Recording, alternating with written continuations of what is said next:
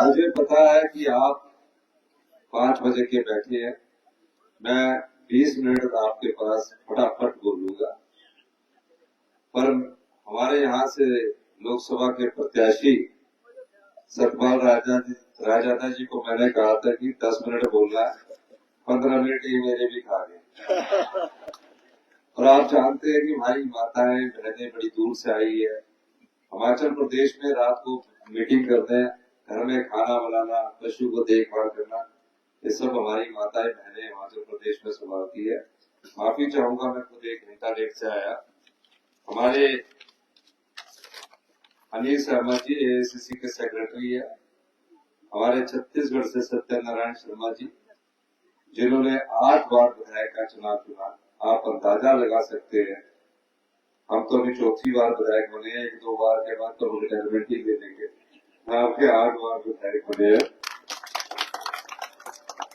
सुरेश कुमार जी भोरज के एमएलए, अनीता वर्मा हमारी बड़ी बहन जो इस क्षेत्र की भी पहले विधायक रही है, डॉक्टर पुष्पेंद्र वर्मा जी जो हमारे कांग्रेस के यहाँ से प्रत्याशी रहे हैं, डॉक्टर की नौकरी छोड़ने के बाद आपकी सेवा में काम कर रहे हैं, रामचंद्र पठानिया जी ग्रामीण बैंक के हमारे चेयरमैन है, रोहित शर्मा जी जो एडवोकेट है, हमीरपुर जिला के लीडिंग एडवोकेट है, ईशा एक्स जिला परिषद मेंबर जो पूर्व में जिला परिषद के, अरुण ठाकुर जी, मांकाराम शर्मा जी, राजीव राणा जी, अजय शर्मा जी, सुनील कुमार जी, राजेश चौधरी जी, इसमें कुलदीप सिंह पठानिया जी कांगड़ा कोऑपरेटिव बैंक के हमारे चेयरमैन है, ऊपर का नाम लिखा होगा, राजेश चौहान जी, हरीश कालिया जी, मनोज मनाज जी, देवीदास जी, शहनशाह जी, राजकुमार कौंसलर जी, तुषार सिंह जी, मानचंद राणा जी, उत्तम चौधरी जी, रोहित धामी जी, मनोज शर्मा जी, अश्विनी कुमार जी,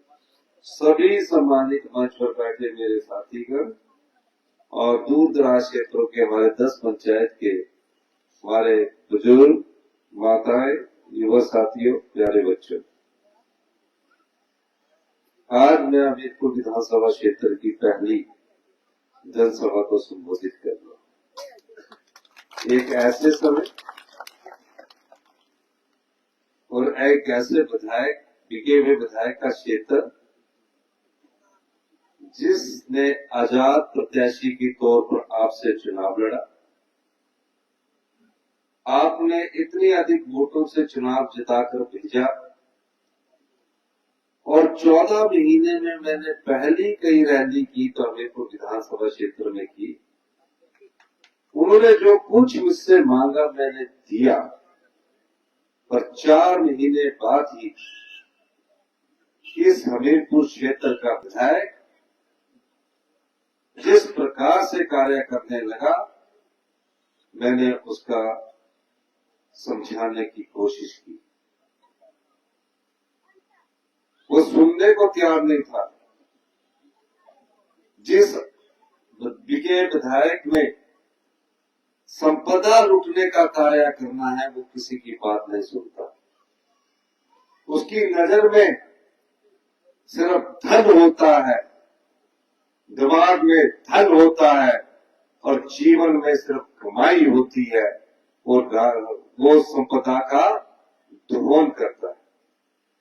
मैं आपको बताना चाहता हूं, 1 साल में उसने सत्ता का दुरुपयोग करके, जब विधायक बन गया, आजाद प्रत्याशी था, विभिन्न विभागों में इतने कोई ठेके नहीं लिए। 100 करोड़ रुपए का उसने काम हिमाचल प्रदेश में पीडब्ल्यू विभाग और अन्य ठेकेदारों के माध्यम से दिया। उससे पहले उसने कभी भी इतने बड़े काम नहीं लिए। ये जानकारी मुझे कब पता लगी? ये जानकारी मुझे पीछे पता लगी कि हर दिन अधिकारियों को धमकाते हैं, डराते हैं और कहते हैं कि हम सत्ता में जो बैठे हुए लोग हैं वो हमारे बोर्ड से मुख्यमंत्री बनते हैं। आपकी संपदा क्या है? आपको ज्ञात नहीं होगा, पूरी खड्डे छलनी करके रख दी, पत्थर तक नजर नहीं आता है, व्यवस्था को खराब करके रख दिया। इतना धन कमाया कि एक ट्रक क्या, वो तो 10-10 ट्रक रोड़ी के देते थे। वो क्यों विधानसभा में पहुंचना चाहते थे? ये तो भोले शंकर का आशीर्वाद है। वो विधानसभा में चुनावों से पहले जितना पैसा खर्च किया उसका 100 गुना वसूल करने के लिए वो विधानसभा पहुंचना चाहते थे। चुनावों के समय तो दानवीर बन गए। कहा मैं हमीरपुर विधानसभा क्षेत्र की सेवा करना चाहता हूं। एक ट्रक रोड़ी का मांगा, रेते का मांगा, 20,000 रुपये मांगे, पाइप मांगी। भोली वाली जनता उनके बहकावे में आ गई। कहां से दे रहे थे वो पैसा? वो जो आपकी संपदा को लूट रहे थे वहां से आपको पैसा दे रहे थे।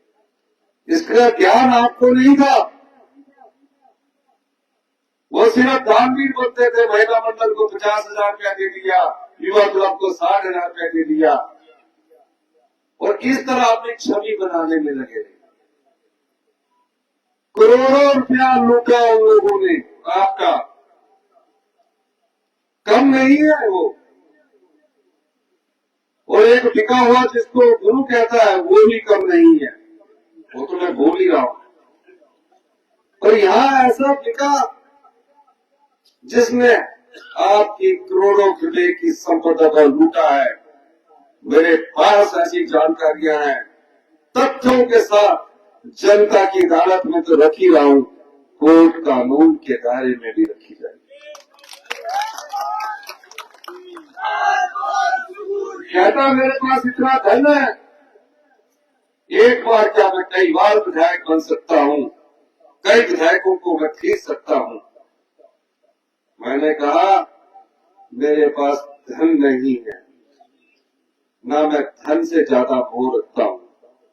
मेरे पास जनबल है, उस ताकत से मैं आगे लड़ाई करता हूं। आप बताइए क्या विडंबना है? हमीरपुर की जनता ने एक आजाद प्रत्याशी को आजाद चुनकर विधानसभा में भेजा। हमारी सरकार को समर्थन कर रहा था, करोड़ों के टेंडर ले रहा था, पीडब्ल्यूडी अधिकारियों को डराता था। और भगवान का आशीर्वाद देखिए, ये आजाद भारत का पहला ऐसा इस्तीफे होंगे आजादी के बाद जहां आजाद विधायक जाकर विधानसभा में धरना दे रहे हैं, कृपया करके हमारा इस्तीफा स्वीकार कीजिए। इतने से मन नहीं भरा, फिर हाई कोर्ट में चले गए। हाई कोर्ट में कहा हमारा इस्तीफा लीजिए। आप तो आजाद प्रत्याशी हैं, आप कांग्रेस को समर्थन कर सकते हैं, नहीं भी कर सकते हैं। आप जिसकी सरकार है उसको समर्थन कर सकते हैं, नहीं भी कर सकते। फिर ऐसी क्या जरूरत पड़ी कि आपने इस्तीफा दिया? या तो आप ये कह दीजिए कि मैंने जो इस्तीफा दिया, मैं राजनीति नहीं करना चाहता, मैं अगला चुनाव नहीं लड़ना चाहता, मेरा इस्तीफा स्वीकार कीजिए। वो नहीं करना है, क्योंकि जिनसे इन्होंने पैसे लिए हैं और जिस राजनीतिक मंडी में ये बिके हैं, ये उनके गुलाम हो गए हैं। जो व्यक्ति पैसे का गुलाम होता है, लालच रखता है, वो कभी दानवीर नहीं हो सकता।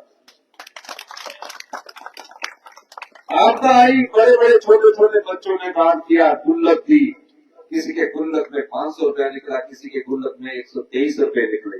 छोटे बच्चे, चौथी क्लास के बच्चे आपदा में मेरे पास आए। कहा हिमाचल प्रदेश में हमने की तबाही नहीं की, स्कूल के बच्चों ने डोनेशन दी। 2 रुपया, 5 रुपया अपनी पॉकेट मनी का, 10 रुपया, 20 रुपया इकट्ठा करके दिया। मेरा भी मन भराया। मेरी वाइफ ने मुझसे पूछा आप अपने मैंने कहा जब छोटे छोटे बच्चे दान कर रहे हैं, मैंने भी अपने जीवन काल की 51 लाख की पूंजी आपदा खाती। ये कोई पहला मौका नहीं है। कोरोना आया। भारतीय जनता पार्टी के जयराम ठाकुर जी मुख्यमंत्री थे। कोरोना में मैं सिर्फ विधायक था, मुझे जीवन में नहीं पता था कि मैं मुख्यमंत्री बनूंगा। मैं उनके पास भी गया, मैंने समय हम आपके साथ खड़े, मैंने 11 लाख का चेक अपने पैसे का जयराम ठाकुर जी को। मैं ये इसलिए नहीं बता रहा हूं, मैं इस क्षेत्र के लोगों को इसलिए बता रहा हूं कि चुनाव के वक्त कुछ खनन माफिया पैसा बांटते हैं, 50 लाख 1 करोड़ रुपए खर्च करते हैं। विधायक बनने के बाद वो आपकी संपदा को लूटते हैं, आपको ज्ञान में नहीं होता कि कहां से पैसे चोरी हो रहे हैं। इसलिए मैं बता रहा हूं, अगर दानवीर होता दे देता, दान कर देता, अपना पूरा मेहनत की कमाई को करता था। दानवीर नहीं था, वो लुटेरा। एफआईआर दर्ज हुई है, सरकार के खिलाफ षड्यंत्र रचा है। जितना मर्जी इंटरनेट बेल के लिए चले जाए, मैं हार मानने वाला नहीं हूं, क्योंकि मैं एक योद्धा की तरह लड़ाई लड़ता हूं।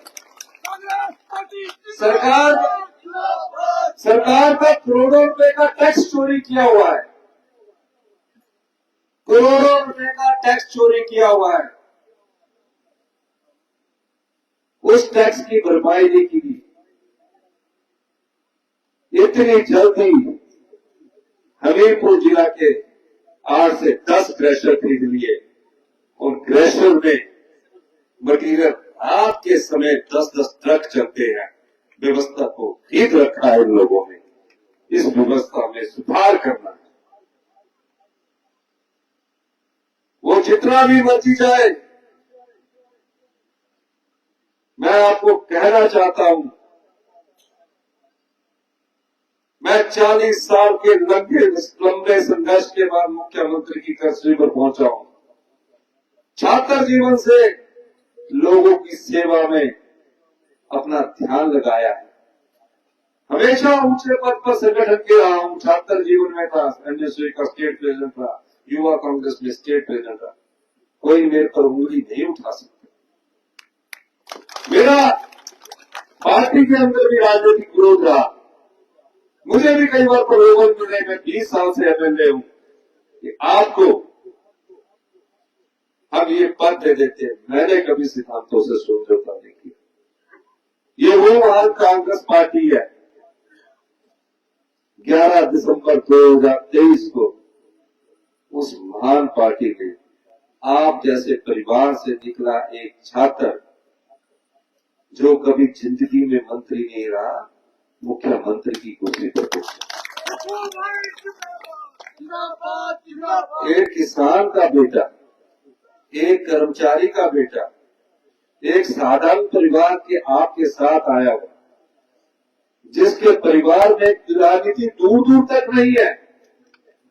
उस समय जब हम राजनीति करते थे, माँ बाप बोलते थे बेटा कहीं सरकारी नौकरी लग जाओ,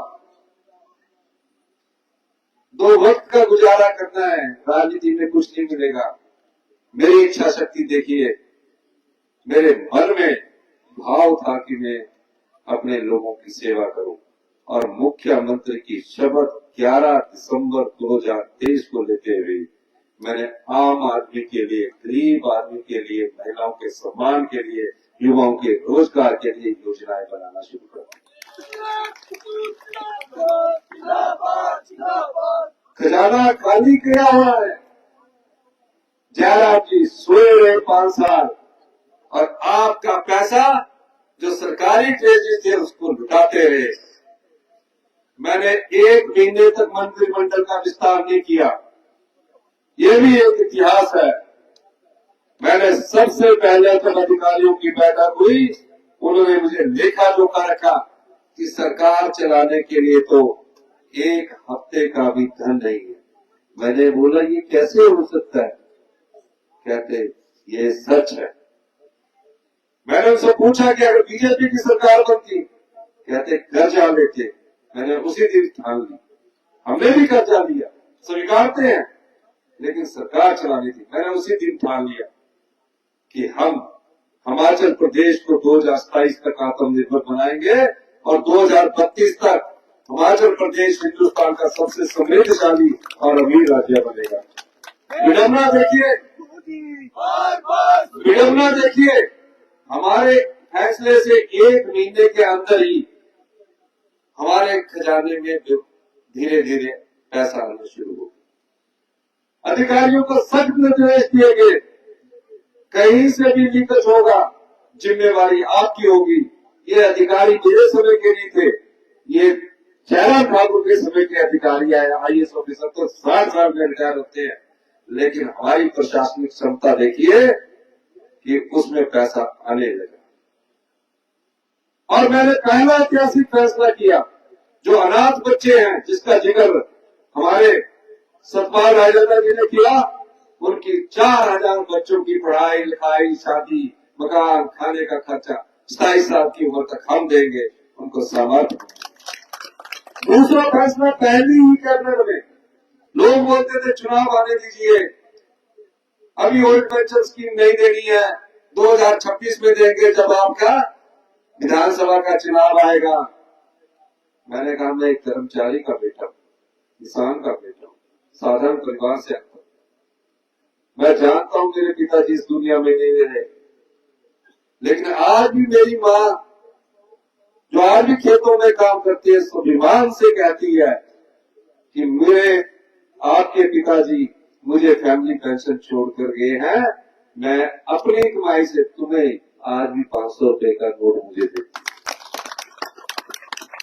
बुजुर्गों के यहाँ जेब होती है, यहीं से निकालते हैं, होते हैं ना हमारे बुजुर्ग जो होते हैं। तो ये स्थिति, और मैंने पहली कैबिनेट में 1,36,000 सरकारी कर्मचारियों को ओल्ड पेंशन स्कीम, जिनको जो 3-4 में रिटायर हो जाते थे, 2700 रुपया पेंशन मिलती थी। मैंने पाया कि उसमें से कई लोग मेरे को मिले, कहते आपने हमारा रिश्तेदारी में आना जाना सुगम बना दिया है। 2700 रुपया पेंशन मिलती थी, आज हमें 27,000 रुपया पेंशन मिल रही है। मेरे तो पोतों का भी पालन पोषण कहते पेंशन से होता। ये भावना थी हमारी। कोई सोच सकता था कि जो हमारी विधवा बहनें हैं, अगर उनकी पति की दुर्घटना में मृत्यु होगी, उस परिवार पर क्या बीतती होगी। मैंने दूसरी बजट में उन सभी महिलाओं के बच्चों की शिक्षा का खर्च हिमाचल प्रदेश सरकार उठाएगी, चाहे उसके लिए महीने का 7 की फीस 2 लाख भी क्यों ना हो। एक साल में 2200 करोड़ रुपए का राजस्व हुआ। हमने फैसला किया कि 18 साल से अधिक की उम्र की जो भी बेटी होगी, जो भी बहन होगी, जब तक उसके शरीर में अंतिम सांस होगा, हमारी सरकार प्रत्येक बेटी को 18 साल की उम्र से 1500 रुपये महीने की पेंशन देगी, साल की 18,000 रुपया देगी। प्रधानमंत्री जी तो 3 किस्तें किसान सम्मान निधि की डालकर कहते हैं 6,000 रुपया देते हैं। हमने आपकी संपत्ति को अपनी बहनों में बांटने का निर्णय किया और 800 करोड़ रुपए का बजट का प्रोत्साहन किया।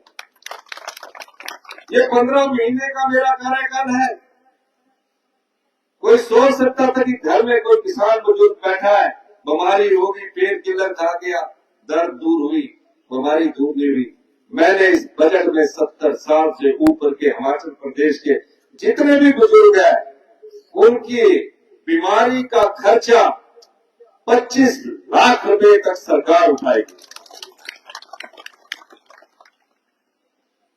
कोई सोच सकता था, किसी ने मांग नहीं की है, कोई सोच सकता था कि ग्रामीण अर्थव्यवस्था को मजबूत करने के लिए गांव में मजदूर मनरेगा के तहत रखते सीधे 60 रुपए की बढ़ोतरी कर दी, 240 से बढ़ाकर 300 रुपया कर दिया, 4% की डीए की किस्त दे दी। जो बुजुर्ग थे 76-75 साल के ऊपर के थे, उनके अगर पति इस दुनिया में नहीं रहे, उनका पूरा एरियर दे दिया मैंने, जो 10 6 पे कमीशन का था, एरियर देने की भी मैंने शुरुआत कर दी। क्यों? क्योंकि वो पैसा आपका था। और मुझे अधिकारी आके कहते थे अभी क्यों बांटने लगे हो, 2026 में बांटो। मैंने कहा नहीं, यही तो व्यवस्था परिवर्तन है कि जो पैसा जिस साल कमाएंगे हिमाचल की जनता को दिया जाएगा। और देखिए, ये सारी योजनाओं को हम निजामा पहना रहे थे, और इन योजनाओं को अमली जामा पहनाते भारतीय जनता पार्टी के लोगों ने हमारी सरकार कराने के लिए एक षड्यंत्र रचा। कई जगह सरकारें कराई, मध्य प्रदेश में कराई, गोवा में सरकार नहीं बनने दी, कर्नाटका में कराई, महाराष्ट्र में कराई। हम तो जन कल्याण योजनाओं को ला रहे थे। कम से कम इतना तो शर्म दिल्ली होती कि जितने विधायक को खरीदने के लिए आपने पैसे दिए, उनमें से कुछ योगदान आपने आपदा में दिया होता। इतिहास की सबसे बड़ी आपदा आई, केंद्र से कोई सहायता नहीं मिली। इस क्षेत्र के जो सांसद थे वो भी इतनी हिम्मत नहीं कर सके कि गृह मंत्री प्रधानमंत्री के पास जाकर बात करते कि गुजरात और उत्तराखंड की तर्ज पर हिमाचल प्रदेश को भी स्पेशल रिलीफ पैकेज दीजिए। 22,000 परिवार सड़कों में आ गए, बेघर हो गए, पक्के के पक्के घर पानी में बह गए। अपनी आंखों के साथ अपना आशाना और युद्ध देखकर उनकी आंखें भर आई कि 1 घंटे पहले मैं इसमें खाना खा रहा था, 1 घंटे बाद मेरा घर मिट्टी में गिर गया। कई बार तो उसी घर में अपनी जान गवा बैठे। 551 लोगों की मौतें हुई। इतिहास में इतनी ज्यादा मौतें कभी बारिश से नहीं हुई। हमने हिम्मत नहीं हारी, हमने उस चुनौती को युद्ध की तरह स्वीकार किया। वर्ल्ड बैंक ने हमारे प्रशंसा की, नीति आयोग के वाइस प्रेसिडेंट ने हमारी प्रशंसा की, बीजेपी के पूर्व मुख्यमंत्री शांता कुमार ने भी कहा कि हिमाचल प्रदेश सरकार ने एक इतिहास रखा है। 48 घंटे में हमारे मंत्रिमंडल के सभी सदस्य हर जगह पहुंच गए। ये प्रशासनिक व्यवस्था होती है। ये अच्छे शासन के लिए अच्छे प्रशासन का होना जरूरी होता है। गुड गवर्नमेंट के लिए गुड गवर्नेंस का होना जरूरी होता है। हमने किया। और जब आपदा प्रभावित परिवारों को बसाने की बात आई, भारतीय जनता पार्टी के नेता राजनीति करते रहे। मैंने उनसे हाथ जोड़कर प्रार्थना की। मैं देश के प्रधानमंत्री से मिला, वित्त मंत्री से मिला, गृह मंत्री से मिला कि आप हमारी सहायता कीजिए। सहायता के नाम पर एक ढेला नहीं मिला, एक पैसा नहीं मिला। और देखिए, भारतीय जनता पार्टी के लोग राजनीति करते रहे। पता किया पंचायत के प्रधान है, प्रधानमंत्री आवास योजना के तहत सिर्फ 1.5 लाख मिलता है। मैं जानता हूँ एक पक्का मकान बनाने के लिए पूरे उम्र की कमाई लग जाती है। पाई पाई जोड़कर पूरा परिवार मिलकर सर पर ईंटें ढोकर पक्का मकान बनाते हैं। मिनटों में आपका पक्का मकान पानी में डल जाए, आपके दिल पर क्या बीतेगी। कई परिवार में से गले में सब होते थे 1.5 लाख। मैंने अधिकारियों को कहा कि इसको बदलना पड़ेगा। कहते हैं नियम बदलने पड़ेंगे, कानून बदलने पड़ेंगे। मैंने नियम भी बदल दिए, कानून भी बदल दिए और 1.5 लाख से बढ़ाकर वो सहायता 7 लाख रुपए की, आंशिक रूप से टूटे हुए मकान की गई सहायता 4,500 रुपए से बढ़ाकर 1 लाख रुपए की। ये संवेदनशीलता में हमारी सरकार में है। ये 15 महीने के कार्यकाल की बात है। हमारी सरकार कराने की कोशिश हुई। आज मैं आपके पास क्यों आया हूं? जयराम ठाकुर जी 29 तारीख को गवर्नर साहब के पास चले गए। हमने फैसला किया कि हम इसे लड़ेंगे और ये योद्धा की तरह लड़ेंगे। अब टीवी में चल पड़ा सरकार गिर रही है। मैंने कहा मैं संघर्ष की तपती राह से सीढ़ी दर सीढ़ी चढ़कर मुख्यमंत्री की कुर्सी पर पहुंचा हूं। एक आम आदमी जब मुख्यमंत्री की कुर्सी पर पहुंचता है तो वो युद्ध को भी चुनौती मारकर एक योद्धा की तरह लड़ता है। और मैंने एक योद्धा की लड़ाई लड़ी। वो 6 के 6 डिस्क्वालीफाई हो गए। सुप्रीम कोर्ट से भी उनका फैसला आ गया और अब चुनाव की बेला। पर क्यों ये लोग सरकारों को कराने का ऐसा काम कर रहे हैं। हिमाचल प्रदेश की खेल संस्कृति ऐसी है ही नहीं। 75 साल में पहली बार ऐसा हुआ है कि जो बिके हुए विधायक थे उनके माध्यम से सरकार कराने की कोशिश की है।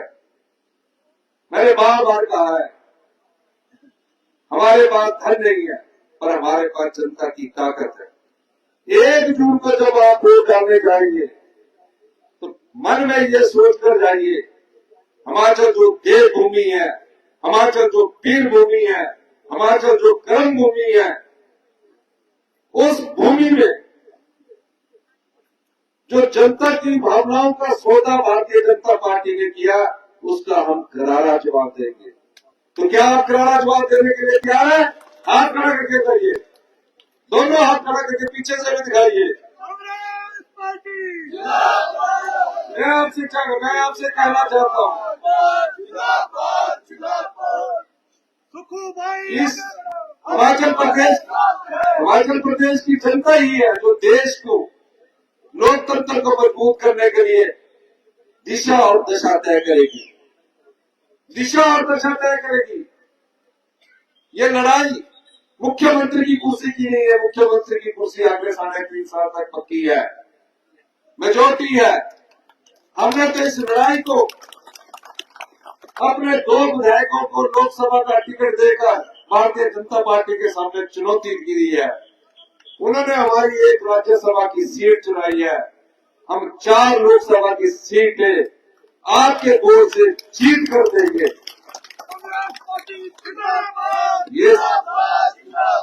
ये लड़ाई व्यक्तिगत नहीं है।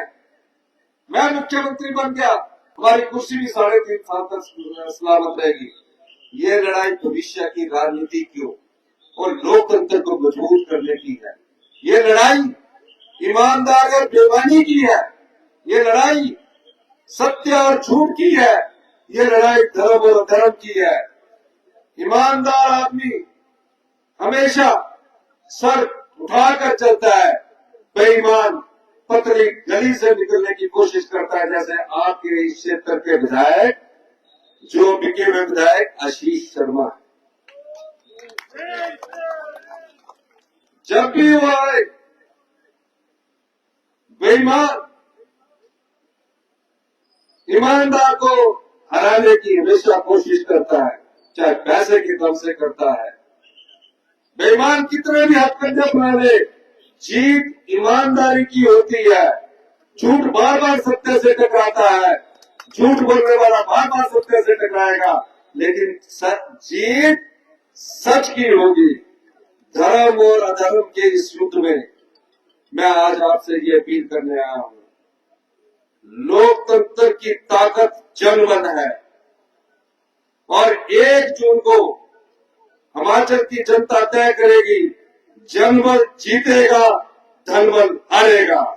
और मेरे साथ सब कहिए, जनबल, दोनों हाथ खड़ा करके, जनबल, जोर से, थोड़ा मजा नहीं आया, जनबल, धनबल, इसको जोर से बोलो, धनबल। यही मैं आपके साथ कहना चाहता हूँ। 3.5 साल हमारी सरकार के बचे हैं। आपसे वादा करता हूँ, हिमाचल प्रदेश में ईमानदार पारदर्शिता वाली सरकार होगी, जो आम आदमी की सरकार होगी, गरीब की सरकार होगी, किसान की सरकार होगी, महिलाओं के सम्मान की सरकार होगी, युवाओं को रोजगार देने की सरकार होगी। युवाओं को रोजगार देने के मामले में मैं अंत में यही कहना चाहूंगा, जयराम ठाकुर जी ने 5 साल में सिर्फ 20,000 लोगों को रोजगार दिया। हमने 1 साल में, कोई बात नहीं, हमने 1 साल में 22,000 लोगों को योगदान दिया। यही मैं 22,000 लोगों को योगदान दिया। कोऑर्डिनेट सिलेक्शन में जयराम ठाकुर जी के समय पेपर बिकते नहीं, नाम होते थे, लेकिन हमने कोऑर्डिनेशन सिलेक्शन बोर्ड के भ्रष्टाचार के अड्डे को भंग किया। नया योग बना है, जो आईटी का 817 के इंटरव्यू शुरू हो चुके हैं, कल परसों तक उनका रिजल्ट आ जाएगा। ये फर्क है। इसलिए अंत में आप इतनी देर तक बैठे, मैं आप सभी लोगों का धन्यवाद करना चाहता हूँ। और एक ऐसा प्रत्याशी जो एक महिला आदमी है, आपके दर से निकला है, साधन परिवार से निकला है। 20 साल से आप भारतीय जनता पार्टी को यहाँ जिताते आ रहे हैं। इस बार आप सतपाल रायजादा जी के पक्ष में अधिक से अधिक वोट डाले। हाथ खड़ा करके बताइए अपने इस वक्त, हाथ खड़ा करके। बहुत धन्यवाद। जय हिंद, जय भारत। सर, कुछ महिलाएं हैं जो आपने 1500 रुपए की जो घोषणा की है उसके धन्यवाद के तहत वो चाहते हैं कि आपके साथ हम एक फोटो सेल्फी आपके साथ जरूर लेंगे। तो मेरी सभी से गुजारिश है कि जो महिलाएं सेल्फी लेना चाहती है उनको आने दें, और युवा हमारे थोड़ा बाद में ले लेंगे सेल्फी, आप जरा उनको करने दें। और इसी बीच सर, लमलू ये स्थित है गसोता और बिलकुलेश्वर महादेव की पावन धरती के बीच में। तो लमलू और चमलेर युवा मंडल और ईशा जी ये बिलकुलेश्वर महादेव की जो